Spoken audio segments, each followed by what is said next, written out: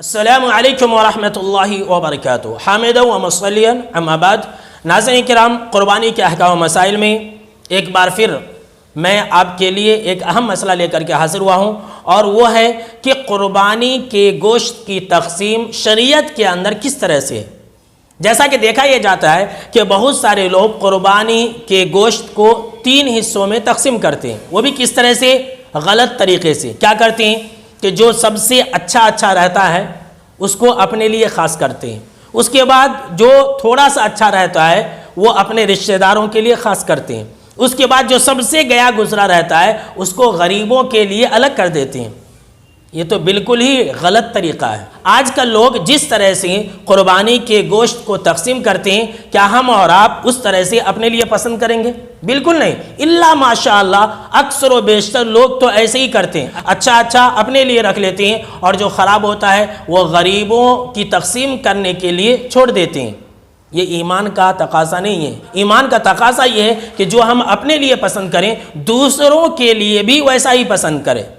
اور یہ جو لوگوں نے بنا لیا ہے قربانی کے جانور کے گوشت کو 3 حصوں میں تقسیم کرنا، اس کی کوئی بھی صحیح دلیل نہیں ہے۔ اس بارے میں جتنی بھی باتیں بیان کی جاتی ہے وہ تمام کی تمام یا تو ضعیف ہے یا پھر من گھڑت باتیں ہیں۔ جیسا کہ علامہ البانی رحمہ اللہ نے اپنی کتاب کے اندر اس بات کا ذکر فرمایا ہے کہ قربانی کے گوشت کے تقسیم کے سلسلے میں جو 3 حصوں پر مشتمل کی بات ہے اس کی کوئی دلیل نہیں ہے۔ سوال یہ پیدا ہوتا ہے کہ قربانی کے گوشت کو ہم کس طرح سے تقسیم کریں اور اس کا مصرف کیا ہے؟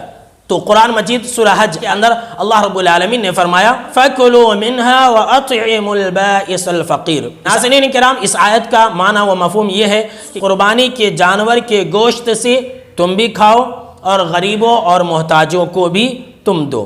اسی طرح سے اللہ رب العالمین نے فرمایا فَكُلُوا مِنْهَا وَأَطْعِمُوا الْقَانِعَ وَالْمُعْتَرَ۔ اس آیت کا معنی مفہوم یہ ہے کہ قربانی کے گوشت سے تم خود بھی کھاؤ اور غریبوں اور محتاجوں نہ مانگنے والوں کو بھی تم دیا کرو۔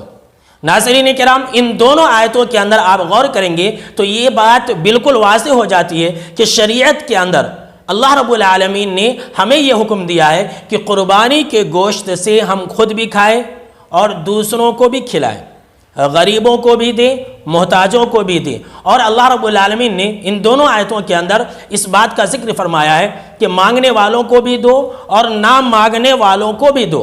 تو شریعت کے اندر اصل مطلوب اور مقصود یہ ہے کہ انسان قربانی کا گوشت خود بھی کھائے، دوسروں کو جتنا چاہے اتنا دے سکتا ہے اور جمع بھی کر سکتا ہے، ذخیرہ اندوزی بھی کر سکتا ہے، اس لیے کہ اللہ رب العالمین نے فرمایا فَكُلُوا مِنْهَا، یعنی کہ تم اس سے کھاؤ۔ اب کھانے کی تو کوئی مدت نہیں ہے، 2 مہینہ 3 مہینہ، انسان جتنے دن چاہے اتنے دن قربانی کے گوشت کو جمع کر کے رکھ بھی سکتا ہے، کوئی حرج نہیں ہے، انسان کے اختیار میں، چاہے تو پورا کا پورا بانٹ بھی سکتا ہے اور چاہے تو پورا کا پورا رکھ بھی سکتا ہے۔ لیکن یاد رکھ لیں اللہ رب العالمین کا جو حکم ہے اس کے مطابق عمل کریں، خود بھی کھائیں اور دوسروں کو بھی ضرور دیا کریں۔ اس سلسلے میں دوسری بات جو اکثر و بیشتر لوگ کوتاہی برتتے ہیں وہ یہ کہ جن کے گھر میں گوشت ہوتا ہے انہی کو گوشت دیتے ہیں۔ اب ذرا سوچئے کہ اللہ رب العالمین نے فرمایا کہ خود بھی کھاؤ دوسروں کو بھی کھلاؤ، اب جس کے گھر میں قربانی کا گوشت ہے اس کو دینے کی کیا ضرورت ہے؟ اس کے گھر میں تو پہلے ہی سے قربانی کا گوشت موجود ہے، لہٰذا ہماری یہ ذمہ داری ہے کہ ہم اور آپ ایسے لوگوں کو قربانی کا گوشت دیں جنہوں نے کسی بھی وجہ سے اس سال قربانی نہیں دی ہے۔ لہٰذا ناظرین کرام، پتہ یہ چلا کہ قربانی کے گوشت کا خاص مصرف 3 حصوں میں تقسیم کرنے کی جو بات ہے وہ بالکل ہی غلط بات ہے۔ یہ آپ کے اختیار میں ہے، جتنا چاہے آپ رکھ لیں، جتنا چاہے آپ خود کھا لیں، جتنا چاہے آپ غریبوں میں تقسیم کر دیں، جتنا چاہے آپ رشتہ داروں کو دے دیں، یہ ہمارے اختیار میں ہے۔